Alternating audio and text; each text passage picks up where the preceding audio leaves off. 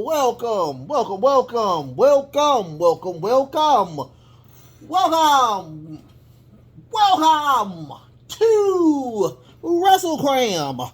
This is your boy, the host with the most, but humble. And I do mean humble. D Notion Office, aka Derek, and I'm here on a Friday, of course, to give you the humble, healthy, hungry fans. Friday Night Smackdown, of course, WWE Friday Night Smackdown. Thank you so much for being a part of the day, the night, the weekend, whenever you're watching this show or whatnot. I want to thank you from the bottom of my heart, to the depths of my loins. I truly do thank you. Without you guys, it truly wouldn't be me. And I truly thank every single person who watches the show. You want me to like you even more? Huh? What is that? You want me? Go ahead and hit the like button. Hit the like button. First, thank you. Thank you for even watching the show. If you like it, that's a double. That's a double for me. And I thank you. I truly do thank you. If you want to do more than just a like, go ahead and hit the sub button. We're on the road to monetization. On the road to monetization or whatnot. We're slowly trickling getting there or whatnot. Without you guys, I wouldn't be there. And I thank you. I thank you for that. I truly say humble for a reason. I truly say humble for a reason. Now, if you want to do anything, you want to do more than just those things and whatnot, I truly thank you. Go ahead and hit the notification bell. I do seven core shows each and every week, you guys. I do this each and every week. I do this for you guys. So I do this or whatnot. Saturdays are open right now. I'm trying to see what I've been doing, what I can do for Sunday, Saturdays or whatnot. Not Sunday, Saturdays. Sundays are, of course, now the Dirt Sheet Roundup. And I'm just, I don't know. I'm still thinking. But something will come up to my head, and I promise you, I have that taken care of for you. But let's go ahead and get with the show. Of course, we're not talking about Saturdays. We're talking about, of course, Friday. And today, we had a pretty decent show. I enjoyed the show. We have the opener, the season opener next week. So I guess we're getting to the season opener. And of course, next week is the go-home shows to Extreme Rules, where I will be, of course, doing the preview, the review for those shows, for that show. And I will also do something I haven't done in a while. I will do an extra show on Thursday, which will be my prediction show or whatnot. First and foremost, I just want to say what I am on the predictions right now. I'm actually 48-35. Wow. Great job by me. I'm over 500 by a lot. Even better than the Pittsburgh Steelers right now. Y'all need to get y'all shit together. But anyway, other than that, let's go into the show. We first and foremost get a banger of a show, of an opener with Solo Sikoa and Sami Zayn versus Ricochet and Madcap Moss. Madcap Moss still has a lot to work for. I will say this hands down. But he is great when it comes to the breakout moves. But he's still like just a grappler, the meathead when I say that. More of the power moves. He needs to get, I don't know what I can say. If I had to say, like, you know, if it was the attitude, or not the attitude era, but the ruthless aggression era, and you had the John Cena on the Smackdown side and the Batista on the Raw side, he reminds me more of the Batista on the Raw side. And, of course, Theory is going to be the Cena of the Smackdown side. But I do see those two breakout stars. I do see those two will be the stars that will be the next people that push toward the new era of wrestling in WWE. But he's still green. He's very, very green, and I just need him to do a little bit more than what he's doing. I will say this: I love the Kakiska over there in AEW, where he does a lot of explosive ring, the ring Irish whips runs. I mean, he is a dog when it comes to those. But we did get a very decent match. Solo got frustrated toward the end of the match, grabbing a chair and was about to hit Madcap with it, but Ricochet does intercept. After that, we get a beautiful Blue Thunder Bomb by Sammy. He does the best Blue Thunder Bomb out of anybody in wrestling. Madcap did kick out of that. We did get a Ricochet attempts to do a suicide dive out of the ropes on Solo. Solo throws the chair right into his face, eliminating him out of the equation of the match for the rest of the day, throwing him into the time takers area.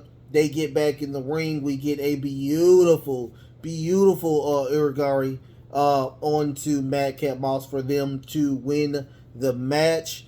After that, Solo does that Tony Storm move where he hits him with the hip attack.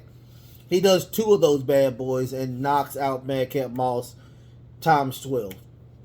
After that they are heading to the locker room, and Sammy is giving so much praise to Solo, and they try to go into the door, and out comes Jimmy. Jimmy wasn't supposed to be there this week, but he intercepts them and tells, of course, Solo, his younger brother, he did a great job. But Solo goes in and he stops Sammy, and Jay is saying, I see what you're doing. And if you are trying to interfere with the bloodline, I'm going to stop you one way or another. Sammy looks at Jay and says, dude, if you have an issue with me, you need to take it up with Roman, who has acknowledged him as a honorary Uce.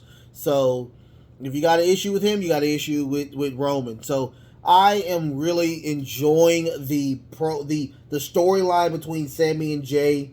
Apparently, the wise man is now on the side of Roman, because remember, Roman is law. So whatever Roman has to do, you have to take up with it. So I'm really starting to enjoy the craziness with it, because now we're starting to see personality outside of the Roman era. Now we're starting to see, little chinks in the armor or whatnot. After that, we get a Karrion Kross promo where he talks about that Drew McIntyre has been on top for too long, and it's time for somebody else to try to go for that belt.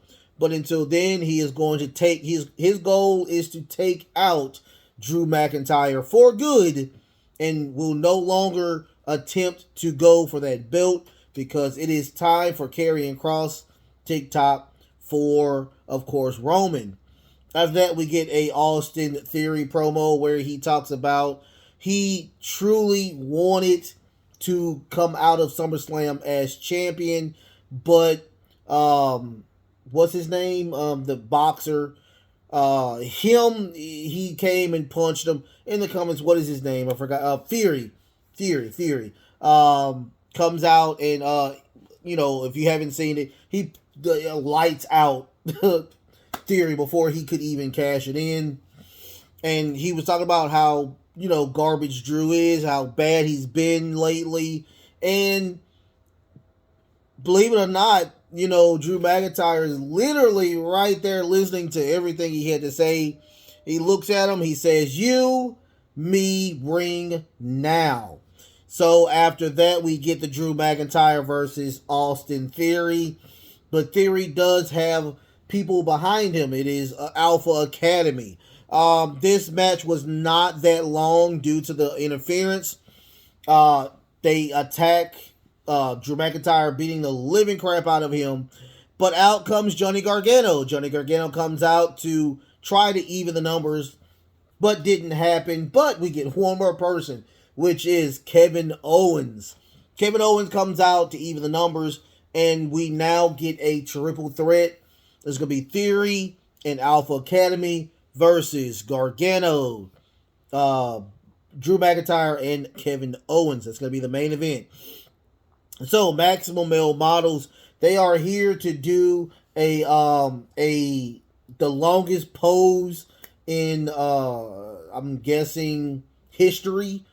So Max Dupree is like, okay, I guess. So he walks away and they start to do the pose. Hit Row comes out, makes fun of them on the way to the ring because they have beef with the Los Lotharios because of last Friday when they were when the Lotharios attacked them during that little party that they had. After that, we get a Shanti promo. Shanti is going to face Bailey at the a match later on today, where she's saying that Damage Control is not the way to go, and Bailey is not the leader that everybody's talking about, and she's going to put her down today due to the fact that y'all are continuously attacking people without without no cause. So, we'll see what happens with that later on. And now we get the Hit Row versus the Los Lotharios. It was a pretty quick match. They win with the heavy hitter. That was the end of that. I mean, I will say this about Hit Row. Keep the wins tacking. We have to keep those wins tacking because I don't want them, like I said last Friday, I don't want them to be a gimmick wrestling group like the Los Lotharios or the Maximum Male Models. They need to be legit when it comes to them and those winning with those winnings because the way it's looking, Street Profits are eventually going to break up. So we need another team to go back and forth with the Usos, and whoever gets those belts off him, we need somebody there. I'm with Jim Cornette when it comes to this. They don't put as much emphasis on their tag division like the AEW, and they need to put more emphasis on that division, being that you have 5 hours of wrestling.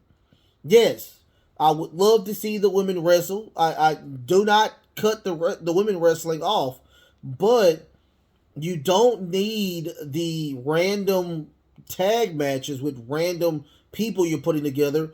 Organically build tag teams and bring in tag teams. You have the money to do that. And change that ugly ass belt. Please. That belt is horrible.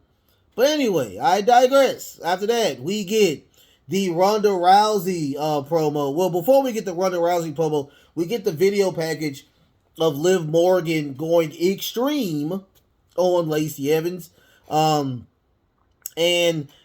Ronda talks about, okay, congratulations. You had a kendo stick and you jumped off the top on the table. Congratulations. That doesn't make you extreme. That makes you reckless. That's what I said. That makes you reckless. Because she was hopping to get back in that ring to be, the number one person. So, no, that was reckless. But Wanda's saying, I'm still the baddest person on the planet, and I'm going to win and beat Liv on next Sunday. We will see. After that, we get Natalya versus Ronda Rousey. It was a pretty decent match. Natalya got a little bit of offense in until Ronda just pretty much obliterates and and does that ankle lock. Matter of fact, does the ankle lock where she falls on the leg and just does the ankle lock hold for Natalya to tap out. After that, we get Liv Morgan. She comes out with a very nice decorated bat. Ronda stands her ground, and then a fight breaks out. They have a tussle with the bat. Liv wins that tussle. She tries to hit Ronda with the bat full force, but hits the pole. After that, Ronda does a senton. The bat falls into the ring. They both look at the bat. They both try to grab for the bat. There's another tug of war with the bat. Liv wins that one as well, but security comes out. They break everybody up, but Liv gets up and Graham jumps over the security, and the tussle continues. Now, this happens about 2 or 3 more times until everybody actually gets out the way. I am truly intrigued about this. I want to see this match. I truly, truly want to see this match. I want to see what they do with this match. I guarantee, here's the thing. I'm going to put money on this. I guarantee that somebody's going to interfere in this match. And it's not going to be, I think it's going to be some type of management that interferes. I think that Adam Pearce is going to interfere in this match. I think that's going to happen. I just feel it in my heart because we haven't seen Adam Pearce in a while, so we'll see what happens with that. After that, they are starting to do go back to the pose, and Shinsuke Nakamura is there to see, trying to figure out what was going on with that. After that, we get a promo from Imperium. They were supposed to be Imperium versus the Brawling Brutes, but unfortunately, Butch and Rich Holland is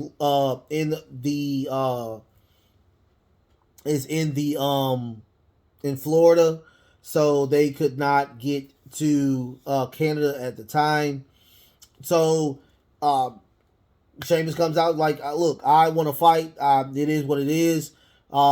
He sicks both Giovanni and Kaiser. They both get attacked by the Shillelagh. It's just one-on-one between both Gunther and Sheamus. They both get good offense in, but the numbers did get to him. They go in there, they grab Ludwig Kaiser, and Giovanni grabs Sheamus. They all three attack him, and then they leave. Sheamus gets on the mic again, started laughing, and said, "Is that all you got? Is that all you got?" And I was like, "Oh crap, goodness gracious, this is not." But we didn't get a lot of blood, but we did get a little bit of blood. They come back in there, beat the living shit out of him again. He gets the Shillelagh, hits him, KOs him, and that was the end of that. After that, we get the Bayley promo where she is still saying that she's the only one to pin Bayley in 300 something odd days, and that was it, So she says that's it. I mean, it wasn't even anything to Shanti. It was just her saying that she is going to beat Belair in the ladder match that they have at Extreme Rules. That was pretty much it. So after that, we get, of course, the match. I love Shanti. I love Shanti so much. I love her offense. I love everything about her. And when I tell you she was getting most of the offense going on in that match, she also did a snap suplex onto the turnbuckle, and Bayley just had that leg or that knee surgically repaired. I didn't like that spot. I didn't like that spot at all. But Bayley did win with the Rose Plant, does another Rose Plant. At the end of the match, she goes and grabs one of the ladders, throwing Shanti onto the ladder, making a sandwich, getting on the top rope to pretty much kill Shanti.